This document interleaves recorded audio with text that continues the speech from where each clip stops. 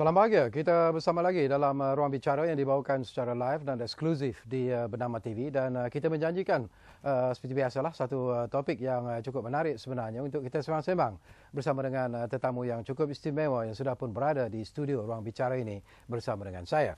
Baiklah, topik yang kita pilih hari ini ialah bersama pengerusi PAC ataupun jawatankuasa kira-kira wang negara. Jadi siapa lagi kalau bukan Yang Berhormat Datuk Nur Jazlan Mohamad, iaitu pengerusi PAC yang sudah pun berada bersama saya di studio ruang bicara ini. Jadi apa khabar, Tok? Baik, khabar baik. Terima kasih. Tercapai cita-cita saya sebenarnya, Tok, untuk bersama dengan Datuk dalam program ini. Terima kasih. Dan kepada anda yang sedang bersama kami, seperti biasalah secara live dan eksklusif ruang bicara ini, seperti biasa kami menyediakan dua talian untuk membolehkan anda bertanya apa saja berkaitan dengan fungsi dan juga peranan yang dimainkan oleh jawatankuasa kira-kira wang negara ini. Jadi dua talian yang kami sediakan kepada anda seperti biasalah 03 2059 4624 dan juga 03 2059 4625. Baiklah, buat permulaan ini barangkali Datuk, menarik juga kalau kita lihat fungsi ataupun tanggungjawab yang diamanahkan kepada jawatankuasa ini. Kalau boleh saya baca, ianya ialah untuk memeriksa dan memantau urusan keuangan negara dan juga memastikan ketulusan pengurusan dan pentadbiran keuangan negara ditadbir secara baik dan sempurna. Itu fungsi yang amat penting sebenarnya. Tetapi setakat ini, apakah Datuk merasakan bahawa fungsi itu telah berjaya dipenuhi ataupun masih ada lagi perkara-perkara yang perlu diubah ataupun dilihat secara serius, Tok? Jawatankuasa PAC ini dah diwujudkan begitu lama, sejak daripada merdeka lagi. Dan fungsinya adalah untuk memastikan bahawa wang rakyat dibelanjakan ke arah matlamatnya. Betul. Ya, value for money, tak ada ketirisan, tak ada berlaku rasuah dan sebagainya. Jadi yang pentingnya jawatankuasa adalah merupakan jawatankuasa yang dianggotai oleh ahli parlimen daripada kerajaan dan juga ahli parlimen daripada pembangkang. Ia merupakan jawatankuasa yang paling berkecuali lah untuk memeriksa akaun, kira-kira negara yang dibentang dalam bajet tiap-tiap tahun. Dan lepas itu kalau ada isu-isu lain yang juga menyentuh pada wang awam, kita boleh memeriksa juga. Bila melihat kepada latar belakang Datuk sendiri, Datuk adalah merupakan dari segi kelulusannya adalah seorang chartered accountant. Jadi barangkali tugas dan tanggungjawab yang diberikan ini adalah sesuatu yang mungkin sesuai dengan kelulusan Datuk sendiri. Apakah Datuk merasakan bahawa itu memberikan sedikit advantage ataupun kelebihan kepada Datuk selaku pengerusi? Modal kita sebagai ahli PAC adalah credibility kita. Dan saya sebagai seorang accountant profesional membawa tanggungjawab yang lebih besar lah. Dari segi credibility profesional yang saya sendiri harus jaga ya sewaktu saya mempengerusikan mesyuarat PAC. Sebab itu apa yang kita buat secara profesional, kita buat secara berkecuali, kita buat secara teliti, dan kita tak bagi peluang kerja kita dipertikaikan oleh mana-mana pihak ataupun oleh mana-mana sebab-sebab yang tertentu. Bila Datuk sebut tentang berkecuali, tentang ada pihak yang mungkin mempertikaikan tentang tugas dan tanggungjawab jawatankuasa itu sendiri. Tetapi ada juga pandangan dan juga pendapat yang mengatakan, Datuk, ya, dengan meletakkan Datuk adalah seorang ahli politik, dengan meletakkan seorang ahli politik yang tentunya mewakili parti yang sedang memerintah sekarang ini, ia dilihat sebagai sesuatu yang mungkin tidak kena. Mereka menganggap bahawa untuk menjadi pengurusi ini seseorang itu haruslah tidak ada sebarang background politik ataupun pegangan atau kepercayaan politik, tetapi harus untuk mewujudkan apa yang dipanggil sebagai berkecuali itu. Apakah ini pandangan Datuk? Sebab pada jawatankuasa PAC ini terdiri daripada ahli politik pembangkang dan juga ahli politik kerajaan. Kita menjalankan tugas kita untuk kepentingan rakyat. Kita ketepikan kepentingan parti dalam menjalankan kerja kita. Dan dalam jawatankuasa PAC ini bukannya mudah. Ada di mana pengurusi saya YB dari Kepong, beberapa orang lama, YB Tony Puah, YB Datuk Kamarudin Jaafar dan sebagainya. Ini di parti pembangkang yang betul-betul mempunyai pengalaman yang banyak dalam parlimen dan juga dalam pembangkang. Jadi yang penting kita jalankan tugas kita dengan kepentingan rakyat sentiasa di dalam pemikiran kita. Kita cuba jalankan kerja kita secara objektif. Kita buat keputusan kita secara konsensus. Tak ada undi belah bagi. Kalau masuk dewan dalam parlimen ada undi belah bagi. Kalau pembangkang tak setuju. Dalam PAC tak ada. Kita buat keputusan secara konsensus. Semua setuju baru kita buat kita punya ketetapan dan sebagainya. Tapi dari pengalaman Datuk sendirilah sejak mengambil alih sebagai pengerusi jawatan khas kira-kira wang negara ini, apakah Datuk melihat bahawa masih lagi berlaku sebenarnya perkara-perkara yang mungkin perlu diperbaiki dari segi pentadbiran kewangan dan sebagainya dalam kementerian-kementerian tertentu? Itulah baru-baru ni ialah sebenarnya daripada mula PSC yang sesi kali ini ditubuhkan, banyak orang kata PSC ni seperti toothless tiger, macam apa ni, harimau tak bertaring ya. Kita siasat, lepas itu siasatan kita punya syur kita tidak diambil kira oleh kerajaan, tindakan tak diambil. Tapi kerajaan pula dari segi JPA, KSN sendiri sedang sekarang mengambil serius pandangan PSC, dan beliau juga memulakan siasatan lebih awal daripada PSC, ya, berdasarkan kepada laporan Ketua Negara. Dan kita pula baru-baru ini kita minta Kementerian Kewangan melaksanakan arahan pembenaran sendiri, arahan pembenaran 304, iaitu mereka Kementerian Kewangan kena laporkan balik apa tindakan yang telah diambil oleh kementerian-kementerian dan juga terhadap kagitan kementerian kepada PSC. Jadi lepas laporan ini akan dibentang kepada PSC, kita boleh bentangkan kepada rakyat. Ini dia tindakan dia, siapa dia pegawai yang ambil tindakan dan sebagainya, ya. Adakah unsur rasuah, ketirisan yang telah diambil tindakan dan sebagainya. Jadi itu saya rasa matlamat kita nak sampailah. Reaksi dan juga respon daripada kementerian-kementerian yang mungkin melakukan kesilapan dan ditegur oleh PSC sendiri, apakah Datuk berpuas hati dengan tindakan-tindakan yang telah pun mereka ambil setakat ini, ataupun masih ada lagi ruang dan juga jalan-jalan yang perlu diperbetulkan? Dari segi penambahbaikan memang dibuat sentiasa dibuat oleh kementerian. Kadang-kadang lepas bila audit negara dah masuk, barulah dia orang nak buat pembetulan dan sebagainya. Kalau audit negara tak masuk, tak tahulah apa ni, tak tahulah apa yang berlaku dalam kementerian tersebut, dan juga tindakan penambahbaikan itu tidak dibuat. Jadi kebanyakan penambahbaikan dibuat. Cuma sekarang tindakan kepada pegawai yang melanggar peraturan dan sebagainya, itu masih belum lagi 100%. Saya meletakkan satu rating lebih kurang 60% lah. Ada juga tindakan tidak diambil kepada pegawai pengawal, ya, dan juga kepada pegawai yang telah melakukan kesalahan. Okey, kalau kata tindakan itu tidak diambil, apa akan berlaku selepas itu? Apa yang PSC perlu lakukan pula? Yang penting kerja PSC ini kita nak menzahirkan, kita nak meneluskan, memberi satu gambaran telus kepada rakyat apa yang berlaku dalam kerajaan sekarang ni. Jadi kalau kita dah siasat, kita dah dapati ada masalah, kita nak juga beritahu rakyat bahawa tindakan dah diambil untuk membetulkan kesalahan tersebut, dan siapa yang buat salah tu diambil tindakan. Sekarang ni kita lihat ada pegawai kerajaan yang telah diambil tindakan tapi tetap naik pangkat juga. Itu yang kita nak tahu. Siapa dia orang dia ni.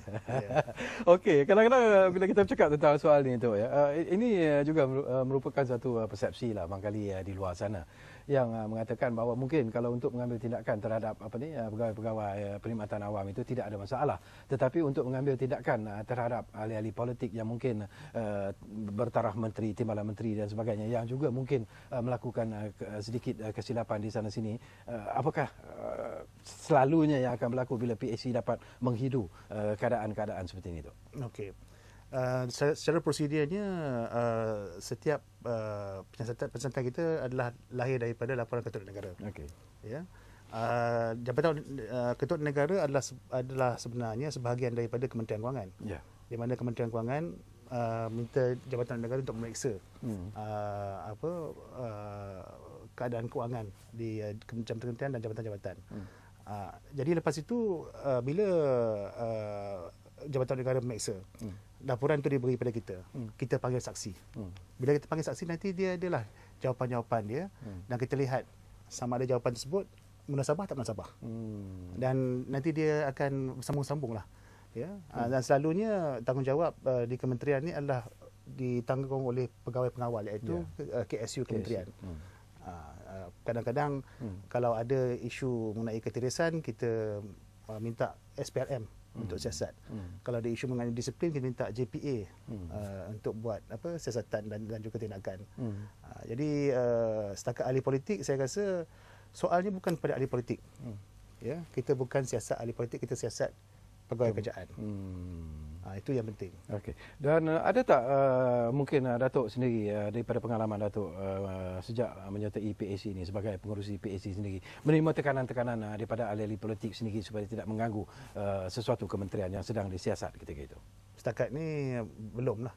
Saya rasa kerana kami di PAC kali inilah kita ambil tindakan dengan, kita kerja dengan cara agresif. Kita tak ada without fear of favour, kita buat siasatan. Kalau ada kena-mengena dengan kawan pun kita tetap juga nak cari kebenaran. Jadi soal tekanan tu tak timbul lah.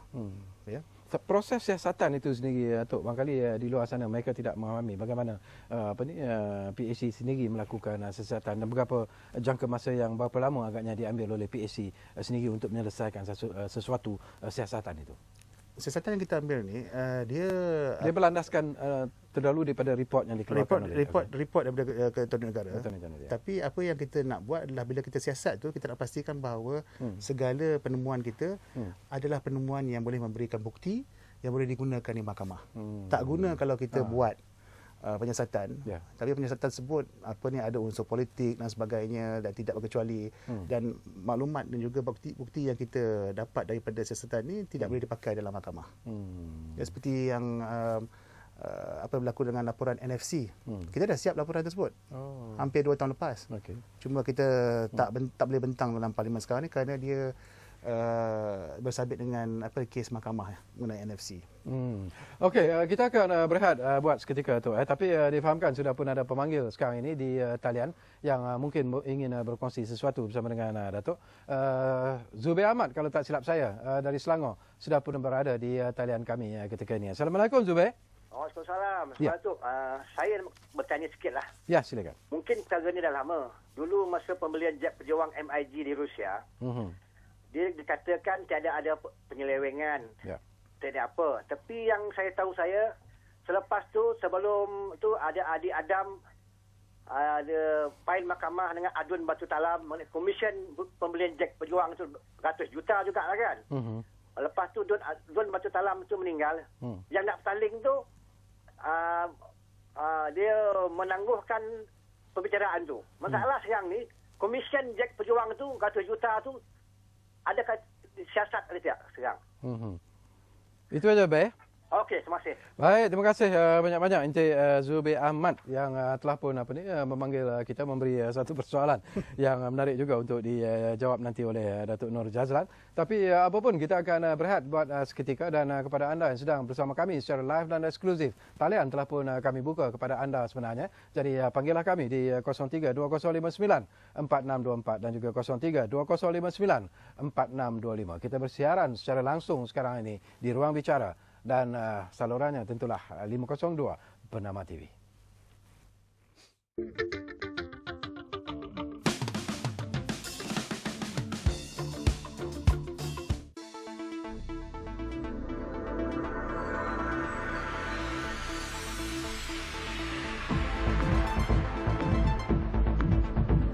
Menongkah panasan masa, mengupas isu semasa. Jadi saluran pelbagai suara. Segalanya baru dan benar di Berita Bernama TV.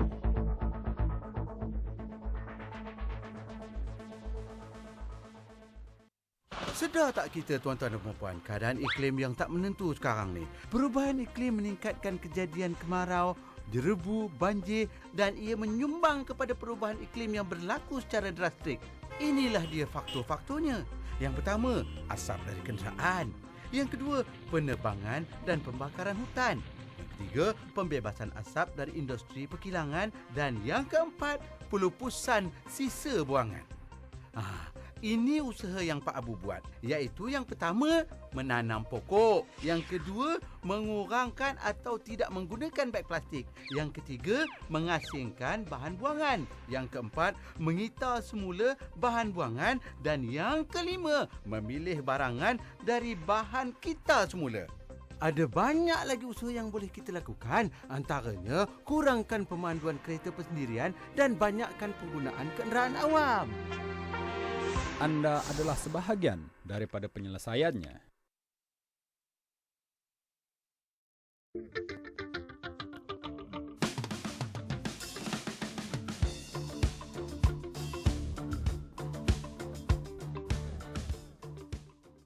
Baiklah, kita kembali semula secara langsung dan juga eksklusif ruang bicara di Bernama TV ini, dan kita masih lagi bersama dengan Yang Berhormat Dato' Nur Jazlan Mohamad, iaitu pengerusi jawatan kuasa kira-kira wang negara ataupun PAC, dan tadi ada panggilan dari Zubair Ahmad, tetapi mungkin untuk menjawabnya itu adalah satu isu yang cukup lama sebenarnya tu ya. Jadi barangkali kita masih lagi mengalu-alukan apa saja pandangan dan juga pendapat yang anda lontarkan, dan saya difahamkan mungkin ada pemanggil di talian ketika ini yang mungkin ingin mengemukakan sesuatu. Halo, saya difahamkan Nik Mustafa dari Selangor sudah pun ada di talian sekarang ini. Assalamualaikum, Nik. Waalaikumsalam. Saya Nik Mustafa dari Selangor. Ya. Jadi, Waalaikumsalam. Ya. Ya. Ya. Jadi, saya nak tanya satu soalan sebab saya ini tak reti. Saya bahagian-bahagian ini. Jadi, yang saya dapat dengar dari berita TV, dari akhbar-akhbar. Ya.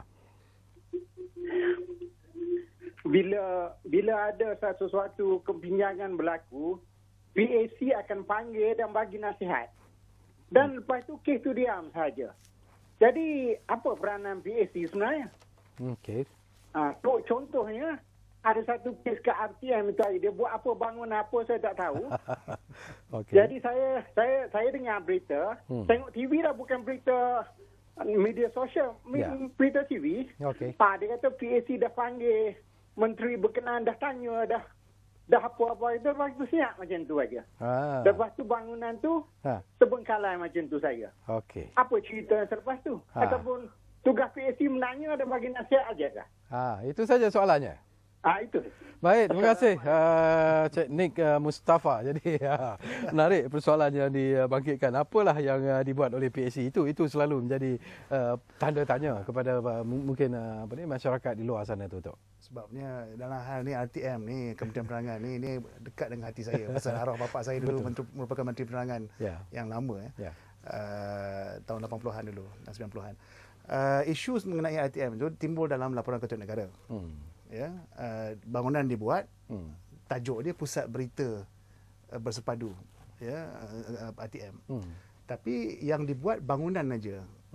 Bajet yang didapat yang diperolehi untuk bangunan, tapi peralatan kat dalam tak ada. Bajet tersebut tak diperolehi. Okey. Siapkan bangunan dulu tapi tak siapkan tak lengkapkan dengan peralatan. Sebab tu kita panggil Ketua Setiausaha Kementerian, tanya. Dan masalahnya Ketua Setiausaha Kementerian RTM yang baru ni baru bertugas 6 bulan. Maknanya perkara ni berlaku bertahun sebelum dia masuk. Ada 2 ketua setiausaha sebelum dia. Jadi yang pentingnya adalah perkara-perkara seperti ini dikenal pasti oleh Jabatan Negara, dan Jabatan Negara membuat siasatan dan kita panggil. Bila kita panggil baru rakyat dapat tahu, rupanya ada pembelanjaan seperti ini yang tak dimanfaatkan dengan sepenuhnya. Okay. Jadi kita belum siapkan laporan lagi. Kita punya recommendation belum dibuat lagi. Tapi apa yang kita minta kementerian buat hari itu, sewaktu Ketua Setiausaha Kementerian datang, kita kata bila nak dapatkan peruntukan untuk nak lengkapkan bangunan ni. Okay. Jadikanlah pusat berita. Dan bukan jadi pejabat untuk kaki tangan berita sekarang ni. Jadikan betul-betul pusat berita ni. Jadi yang pentingnya bila PAC highlight perkara ni, baru rakyat tahu, pembangkang tahu, isu ni akan memberikan tekanan kepada kerajaan untuk melengkapkan bangunan tersebut. Kalau tidak, kalau Jabatan Negara tak masuk, akan terbiar. Okey, saya difahamkan ada satu lagi panggilan di talian sekarang ini. Hussein dari Pulau Pinang sudah pun bersedia di talian kami ketika ini. Assalamualaikum, Hussein. Waalaikumsalam. Ya. Tuan. Ya. Saya bukan apa, saya cuma nak sibuk sikit je. Tak apa. Sebab apa? Kalau diwujudkan PAC ni, apakah tindakan yang susulan yang akan diambil ataupun PAC ni cuma khas untuk bagi sedap rakyat saja, tapi tindakan apa pun tak ada. Itu je. Tapi yang saya kalau boleh nak jelas sikitlah. Ni macam kita tengok di China, rasuah pun dihukum tembak. Seolah-olah orang-orang yang buat salah ni ada macam kuasa veto. Ya. Veto ni mau adjust sikit lah. Bila saya tengok kalau rakyat yang bawah ni buat kesalahan kecil, disaman, dihukum ini itulah. Tapi yang atas semua terlepas. Sebab apa? Tak cukup evidence lah, tak relevan lah itu ini. Kalau boleh seadil-adilnya lah. Okey. Baru kita boleh buat hudud.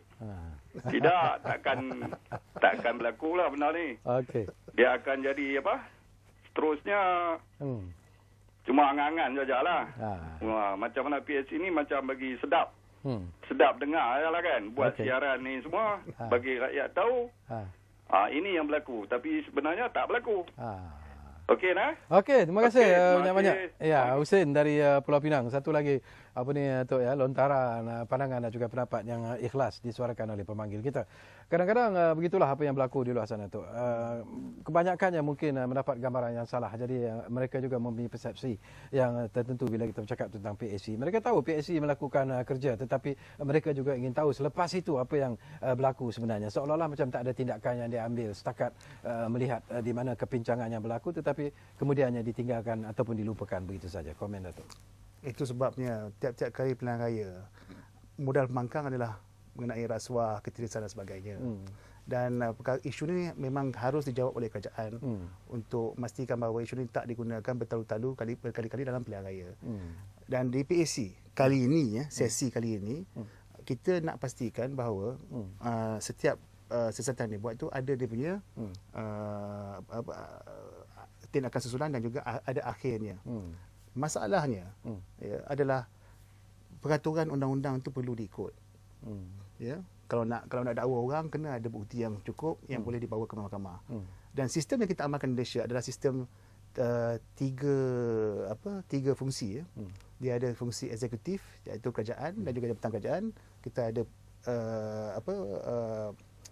kehakiman ya, dan juga kita ada parlimen ya, di mana suara rakyat dibawa. Jadi banyak orang kata kenapa PAC tak ada kuasa untuk nak mendakwa orang dan sebagainya. Memang tak sepatutnya kita ada kuasa nak mendakwa orang.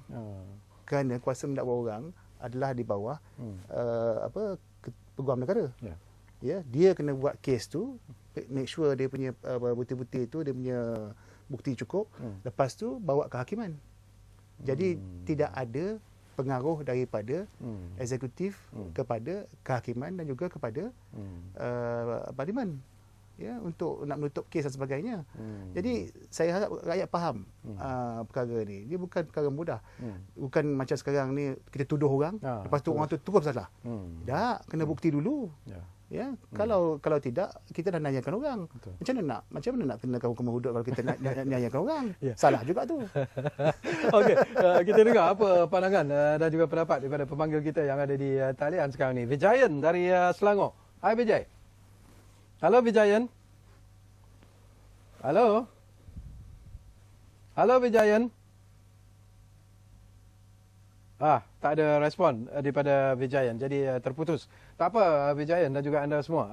Anda boleh terus memanggil kami di 0320594624 dan juga 0320594625. Satu lagi persoalan yang menarik juga tu. Kalau kita ikut daripada pandangan-pandangan yang dilontarkan oleh pemanggil-pemanggil kita setakat inilah, mungkin mereka mengharapkan tindakan selanjutnya yang dilakukan. Dan setahu Datuk juga merupakan yang berhormat seorang ahli parlimen sendiri. Adakah isu-isu yang dibangkitkan dalam PAC ini boleh dibentangkan di parlimen dalam sesi-sesi seperti apa yang berlaku sekarang itu? Memang kita jawatan kuasa dibentuk daripada parlimen induk ya. Jadi tanggungjawab untuk mengeksa akaun ni letakkan kepada PAC, pada 14 orang jawatan kuasanya. Lepas tu kita siasat laporan Ketua Negara, lepas itu kita buat laporan, kita lapor dalam parlimen. Ya. Jadi maknanya untuk rakyat menatap dia punya finding dia lah. Tapi soalnya sekarang ni bila tindakan yang dibuat oleh kerajaan, macam saya kata tadi, ada tindakan diambil, ada yang belum diambil. Yang pentingnya kerja untuk nak mantau operasi kerajaan ni dia bukannya habis pada hari kita buat siasatan tu. Dia berterusan. Constant. Ya, pasal apa? Sistem kerajaan ni bergantung pada orang. Orang bertukar aja, dia bawa budaya lain. Ya. Jadi sekarang ni kita nak pastikan bahawa dalam kerajaan penambahbaikan sentiasa dibuat. Kita nak pastikan dalam urusan kerajaan penggunaan IT meluas. Kita nak pastikan dalam penggunaan kerajaan ia tak bergantung pada orang. Sekarang ni sistem kerajaan kita banyak bergantung pada orang pasal dia manual. Dia tak menggunakan IT sangat. Lepas itu kita nak pastikan bahawa ada audit trail. Ada jejak audit ni. Pasal apa? Kalau tidak ada file hilang dan sebagainya. Jadi nak sampai ke tahap tersebut ya, di mana kita mantap penggunaan IT, kita punya dipanggil institutional memory. Maknanya tukar orang pun sistem tu tetap jalan. Lepas tu ada audit trail. Maknanya orang buat salah pun walaupun buat salah 5 tahun dulu ke 10 tahun dulu kita dapat kesan balik. Sekarang ni ada kebincangan dalam sistem kerajaan kita yang tidak membenarkan kita untuk nak buat satu penyiasatan yang mantap lah. Kerana bertukar orang, betul tadi kan. KSU sering bertukar dan sebagainya. Jadi kita nak pastikan bahawa kalau segala gerak kerja kerajaan, segala operasi kerajaan dapat direkod dalam sistem IT yang mantap ya. Ini maknanya kita boleh kembali semula untuk buat apa-apa penyiasatan, menyenangkan kerja SPRM, menyenangkan kerja polis dan sebagainya. Sekarang ni banyak manual. Itu yang tukar orang, file hilang dan sebagainya. Okey, kita akan sambung lagi Datuk, kita akan berehat, tapi sebelum kita berehat, kita ambil satu lagi panggilan yang ada di talian sekarang ni. Amir, kalau tak silap saya, dari Selangor sudah pun ada di talian kami. Assalamualaikum, Ya, Cik Amir. Ya. Ya, saya kan Manangan lah. Ya. Halo. Kali. Ya. Boleh Datuk sikit? Ya, silakan. Assalamualaikum. Tak clear lah ni, memang kali talian anda tu terganggu sikit. Kalau boleh anda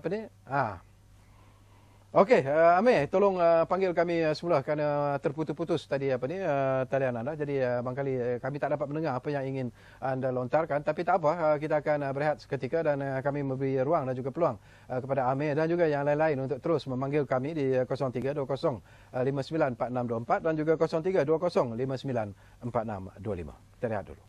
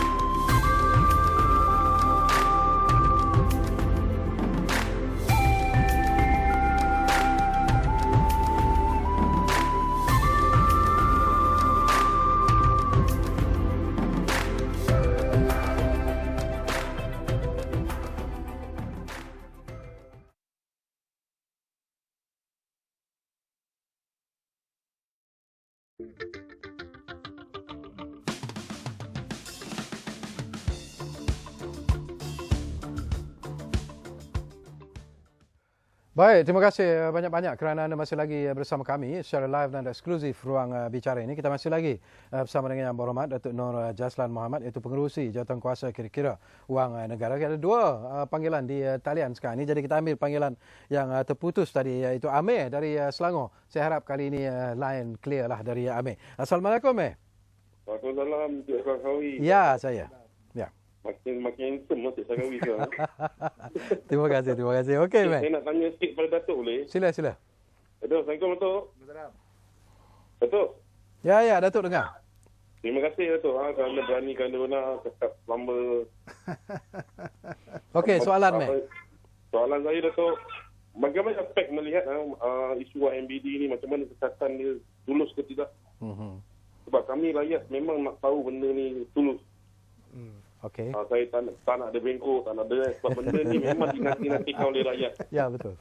Sebab apa? Kita ni negarawan sendiri yang tekan soalan ni. Kita yang rakyat biasa ni apakan lagi? Ya. Dengan masalah rakyat sekarang, memang setara lah. Susah sangatlah sekarang ni Datuk. Okey. Harap Datuk betul-betul clear lah. Jangan risaulah dengan macam-macam tu. Teruskan berani ganda benar. Okey, Assalamualaikum. Waalaikumsalam. Terima kasih banyak-banyak Amir dari Selangor. Tak apa ni Datuk jawab kemudian. Kita ambil satu lagi panggilan tu. Ini Syarudin juga daripada Selangor. Khairuddin daripada Selangor sudah pun berada di talian kami ketika ini. Assalamualaikum Khairuddin. Waalaikumsalam Saudari Sarkawi. Ya, saya. Bila nak buat ulas bola lagi. Okey, kepada Datuk juga terima kasih. Saja nak tanya 2-3 perkara. Okey. Tapi satu 1MDB tu Amir dah tanya tu okeylah tu. Okay. Yang kedua tu, ini fungsi PAC ni dengan Jabatan Audit Negara, PRM lah, Police Report lah. Jadi ni cerita ni complement to each other ke ataupun alah macam kita panggil tengok macam redundant je kan. Macam kadang-kadang unnecessary pun. Sana ni macam 1ADB Jabatan Audit nak masuk. Lepas tu Datuk Najib kata lepas tu PAC pula kita suruh check apa yang Jabatan Audit finding nanti. Jadi macam Jabatan Audit dia punya integriti tak bagus ke? Itu satu. Yang kedua kes-kes yang PAC nak masuk ni macam mana dia punya kriteria? Adakah ada kepentingan public interest ke ataupun disuruh ke ataupun sebab for example Jabatan Audit kan dia buat finding ada orang yang beli PC personal computer patutnya harga 45,000 tapi sampai 13,000 ini finding di kementerian-kementerian tertentu lah. Beli kerusi satu harga RM5.90 tapi dah sampai RM26 for example. Adakah ni tak menjadi satu benda yang menarik perhatian PAC untuk cek terus walaupun pada dasarnya tak salah sebab quotationnya betul. Mungkin dia yang terendah di antara yang tertinggi, betul tak? Jadi begitu saja saudara dan saudara Sarkawi dan Datuk. Ya, terima kasih banyak-banyak. Lagi nak dengar jawapan. Okey, terima kasih banyak-banyak Khairuddin. 3 soalan yang cukup menarik sebenarnya. Jadi kita cuba lari-lari untuk bercakap tentang YMDB tapi ialah as expected tu ya. Memang soal ini akan dibangkitkan. Kedudukan sekarang ini dan peranan apa yang dimainkan oleh PAC dalam isu ini tu. Sebab tu saya nak terangkan balik sebelum tadi. Saya terangkan awal bahawa PAC ini di bawah Parlimen.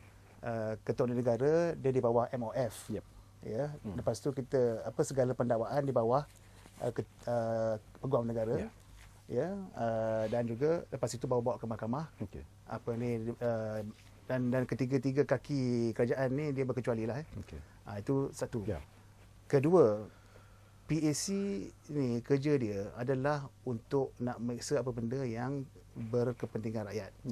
Salah satunya adalah laporan Ketua Negara. Tapi kita boleh nak siasat apa pun mengenai kepentingan rakyat. Sebab tu bila isu KLIA 2, pembinaan KLIA 2 itu timbul, walaupun Ketua Negara tak masuk KLIA 2, kita masuk panggil. Dan tapi masalahnya bila kita panggil tu, maklumat yang kita dapat tu nak kena disahkan oleh sesuatu pihak. Ya, kita ada finding kita, tapi finding tu kena sahkan dulu. Kalau tidak, ikut prosedur biasa, Ketua Negara buat siasatan dia, serah kita, maknanya finding yang telah diberikan oleh Ketua Negara itu memang dah disiasat lah. Jadi dalam kes YMDB ni pun sama. YMDB baru ni je Ketua Negara diminta untuk masuk YMDB. Ya. Jadi Ketua Negara dia punya fungsi dia adalah melihat kepada keuangan pengurusan keuangan YMDB. Tapi di PAC kita melihat kepada kepentingan rakyat secara keseluruhan. Ya, sebab tu kuasa kita adalah bertumpu kepada memanggil mereka yang terlibat untuk memberikan keterangan. Daripada keterangan tu kita tengok mana yang munasabah dan mana yang tidak. Lepas itu kita buat kita punya recommendation. Ya, maknanya kalau ada kes unsur rasuah, minta SPRM masuk siasat. Ya, kalau ada unsur ketirisan, kita minta JPA untuk siasat pasal KSN. Itu dia punya tanggungjawab dia. Dan juga kalau ada perkara lain yang perlu dirujuk oleh polis, kita minta polis masuk siasat. Tapi kena tunggu kita buat siasatan dulu dan habiskan siasatan dulu, barulah kita boleh buat kita punya recommendation. Tapi saya tak nak rakyat pula rasa bahawa sebelum siasatan ni habis dah ada tuduhan. Ya, bila ada tuduhan ni dah terus orang ni bersalah dan sebagainya. Jangan lupa kita buat siasatan, polis buat siasatan, SPRM buat siasatan, dia kena ada bukti-bukti yang boleh dibawa ke pengadilan. Kalau bukti tak cukup, memang akhirnya tak jadilah. Bila Khairuddin menyebut tadi tentang redundancy itu mungkin peranan yang dimainkan oleh PAC itu barangkali sama saja apa yang dilakukan oleh SPRM, polis dan sebagainya. Jadi apakah ada unsur-unsur redundancy dalam pelaksanaan ataupun penyiasatan yang dilakukan? Beza lagi, SPRM dengan polis dia di bawah eksekutif. Okey. Kadang-kadang mereka mungkin ada sebab kenapa mereka tak siasat dan sebagainya, atau lambat siasat dan sebagainya. Tapi PAC ni dengan kuasa daripada rakyat, ada wakil pembangkang dan wakil kerajaan, bila kita minta siasat, itu memberikan satu kegesaan kepada mereka untuk nak buat siasatan yang lebih mendalam mengenai satu perkara. Yang penting sekarang ni, kalau jabatan kerajaan ni besar, ada 1.3 juta pegawai kerajaan. Ya, jabatan kerajaan meluas satu Malaysia. Tak mungkin kita boleh tahu semua apa yang berlaku. Tapi dengan ada jabatan negara, dengan ada PAC ni, kita boleh fokus kepada mana-mana tempat yang ada ketirisan dan sebagainya. Jadi saya nak maklumkan pada rakyat sekarang ni, masalahnya adalah kadang-kadang kita tak cukup masa, tak cukup kaki tangan dan sebagainya. Kerana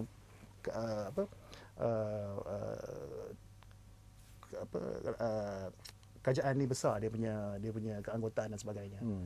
Tapi fungsi kita, bila kita highlight, rakyat tahu. Kalau kita tak highlight, rakyat tak tahu. Betul. Okey, satu lagi panggilan yang ada di talian sekarang ini, Tajuddin dari Pahang. Jadi Assalamualaikum, Din. Halo, Cik Tajuddin. Halo. Ya. Assalamualaikum, Tuan. Waalaikumsalam. Ya, silakan Tajuddin. Ya, Assalamualaikum, YB. Ya, Assalamualaikum. Saya nak tanya berkenaan PAC ni. Kerana PAC ni saya lihat, adakah waktu zaman Dr. Mahathir ke ataupun PM Datuk Najib. Jadi saya lihat waktu Dr. Mahathir dulu banyak kes-kes rasuah juga. Tapi saya tak tahulah waktu tu PAC membuat siasatan atau tidak. Tapi waktu zaman Datuk Najib ni, banyak kes-kes yang timbul yang banyak telah ditangkap. Tapi yang ditangkap tu taklah orang-orang besar sangat. Jadi yang ini saya nak tanya tentang, kalau dulu saya rasalah, kalau PAC mungkin benda yang under table ni mungkin tak dapat siasat lah. Kerana kalau lesen-lesen ke dan sebagainya. Tapi kalau tentang tender pula, kalau 100 juta jadi 105 juta, jadi dapat ke PAC dapat siasat kala tu. Yang seterusnya tentang saya lihat kalau benda ni tak dapat dibuat tindakan, saya bimbang nanti kalau pihak parti pembangkang, dia ada bersama dalam PAC, dia akan ambil modal ni untuk menghentam kerajaan. Itu saja yang YB. Terima kasih. Baik, terima kasih banyak-banyak Encik Tajudin dari Pahang. Jadi respon daripada Datuk sendirilah kepada apa yang dibangkitkan oleh Tajudin. Sebab tu sekarang ni dalam dunia internet, dunia social media, rakyat mendapat peluang untuk nak menengok ketulusan kerajaan, pentadbiran kerajaan dengan lebih baiklah. Dan sebab tu bila kita di PAC berbanding dengan zaman Dr. Mahathir dulu, di mana tak ada social media dan sebagainya, mungkin tekanan kepada PAC ketika itu untuk menjalankan tanggungjawab dia dengan lebih mendalam tak kuat. Sekarang ini tanggungjawab tu disebabkan oleh dorongan daripada social media dan sebagainya, di mana maklumat ni lebih telus, kita kena jalankan tanggungjawab kita dengan lebih agresif lah. Ya. Soalnya kalau sesuatu tender dan sebagainya ikut prosedur, bukan tempat kita nak soal sama ada harga tu munasabah atau tidak. Pasal prosedur yang telah letakkan dalam arahan pembendaraan tu diikut. Ya. Tambah lagi ada tender terbuka dan sebagainya. Jadi tapi apa yang nak tahu sekarang ni adalah kita nak tahu sama ada perbelanjaan yang dicadangkan itu adakah ia munasabah atau tidak. Ini lain dia satu perbelanjaan tu munasabah tak munasabah, kedua prosedur tu ikut tak ikut. Ya. Okay. Jadi dalam pelbagai kes yang kita siasat sekarang ni, prosedur ikut. Kan? Nak kata cuai tak cuai itu kita pun tak boleh nak tentukan secara definitif lah. Ya. Tapi bila kita minta penambahbaikan dia buat, dan Jabatan Kerajaan tu buat penambahbaikan tersebut, itu merupakan satu perkara yang baiklah untuk membuat ketelusan kepada pembelanjaan kerajaan. Okey, tadi menarik juga isu yang dibangkitkan oleh pemanggil kita. Dia menyentuh tentang adanya wakil-wakil daripada parti-parti pembangkang yang turut berada dalam PAC seperti apa yang Datuk sebutkan tadi. Tidakkah itu juga mungkin kalau kita fikir dari segi politik agak membahayakan? Kita cuba bersikap telus, tetapi sekurang-kurangnya mereka mengetahui di mana kelemahan kementerian-kementerian dan mungkin akan dihebahkan pula sebagai modal politik mereka dalam kempen-kempen pilihan raya dan sebagainya. Mana lebih baik? Kalau social media dan internet memberi banyak tomahan dalam kepada kerajaan yang tidak diperiksa oleh satu badan yang berkecuali macam PAC. Maknanya kerja kita nak periksa sama ada tomahan ke, allegation ke, ataupun maklumat yang yang ada di dalam internet tu dapat disahihkan dulu. Ya, macam saya kata tadi, rakyat sekarang tengok je maklumat dalam internet terus percaya. Tak semua perkara yang didedahkan dalam internet itu betul.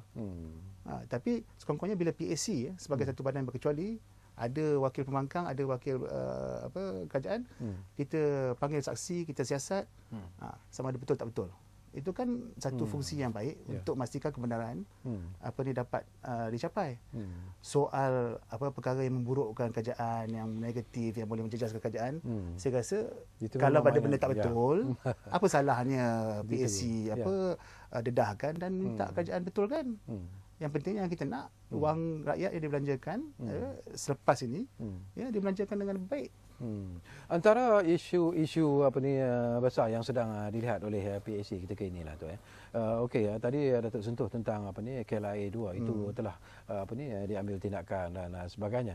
Tetapi mungkin ada isu-isu besar sekarang ini yang sedang mendapat perhatian dari PAC yang mungkin kita boleh kongsi bersama dengan penonton-penonton kita bahawa PAC sebenarnya sedang menjalankan tugas mereka dengan begitu efisien sekali.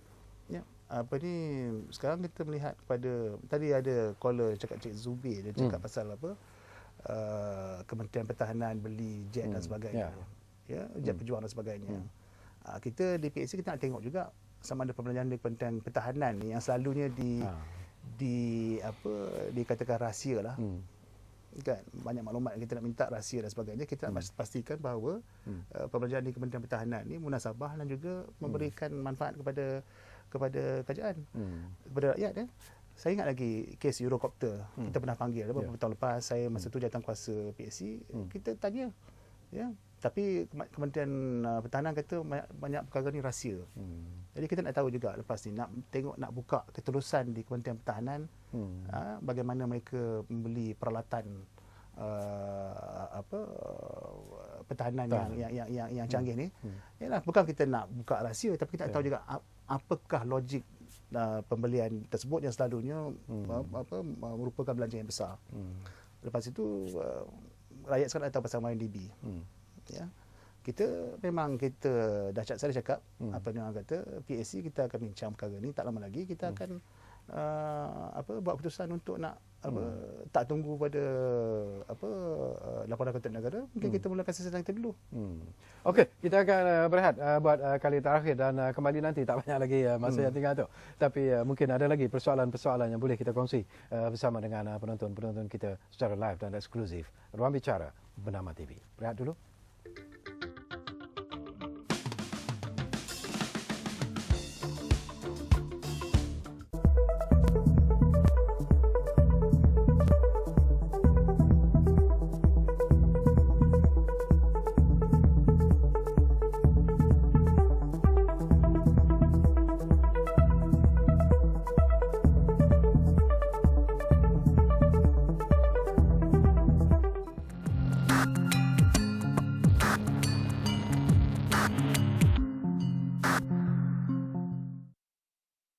Menyelami realiti, menjejaki masa, meninjau peristiwa, paparan kronikal kembara kehidupan, pelbagai keunikan juga pengalaman menarik. Segalanya disorotkan selama setengah jam dalam channel Bernama setiap Ahad jam 9.30 malam hanya di Bernama TV.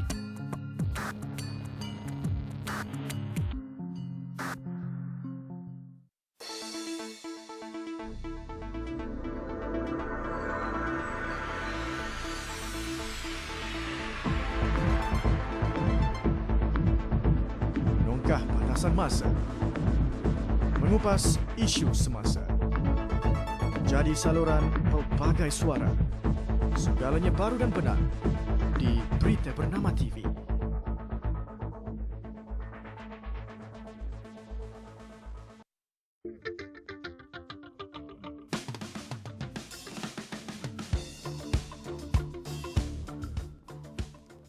Baiklah, kita berada di penghujung ruang bicara sebenarnya. Tak banyak lagi masa yang tinggal tu ya. Tapi yalah, banyak perkara yang kita bincangkan. Mungkin selepas ini masyarakat akan lebih memahami tentang peranan yang dimainkan oleh PAC. Dan mungkin juga memperbetulkan persepsi masyarakat terhadap sesuatu isu yang timbul. Itu juga merupakan satu perkara yang cukup penting. Dan di sini PAC juga perlu memainkan peranan yang lebih berkesan. 1MDB misalnya sebagai satu contoh. Siasatan sedang dilakukan oleh berbagai pihak. Tetapi ada pihak yang sudah pun menuding jari ke arah Datuk Seri Najib misalnya melakukan kesalahan, kesilapan dan sebagainya. Jadi pandangan dan juga nasihat Datuk berkaitan dengan soal-soal seperti ini. Sebab tu dengan wujudnya social media, internet ni, kan, persepsi ni jadi satu realiti. Benda yang tak betul kalau banyak kali dicakap boleh jadi betul. Benda yang betul dan banyak kali dicakap boleh jadi tak betul. Jadi PAC boleh main peranan di sini, di mana kita boleh panggil saksi-saksi berkenaan dengan MyNDB dan sebagainya. Kita dapat tak tahu cerita yang sebenarnya. Adakah dia berkenaan dengan Datuk Seri Najib atau tidak? Ya. Tapi saya nak rakyat jangan menuduh dan terus find the person guilty. Ini satu perkara yang saya rasa bukan untuk masyarakat kita yang berpelajaran tinggi lah di Malaysia ni. Lagi satu, PAC sekarang ni begitu aktif. Pasal apa? Laporan Ketua Negara dibuat tiga kali setahun. Saya rasa dalam tempoh 1.5 tahun ni kita dah buat 60 lebih mesyuarat, nak 70 kali mesyuarat. Ya, kita pun tak dibayar gaji pun kan, untuk buat perkara ni kan. Tapi kita nak pastikan bahawa kita cover berapa banyak isu yang dibangkitkan oleh Lembaga Konten Negara. Kita cover berapa banyak jabatan yang dan juga kementerian yang dulu tak pernah timbul. Selalunya timbul dalam Lembaga Konten Negara adalah Kementerian Pendidikan, Kementerian JKR dan sebagainya. Sekarang ni kita masuk ke Kementerian Pertahanan, kita masuk ke Kementerian baru-baru ni pejabat tanah kita panggil.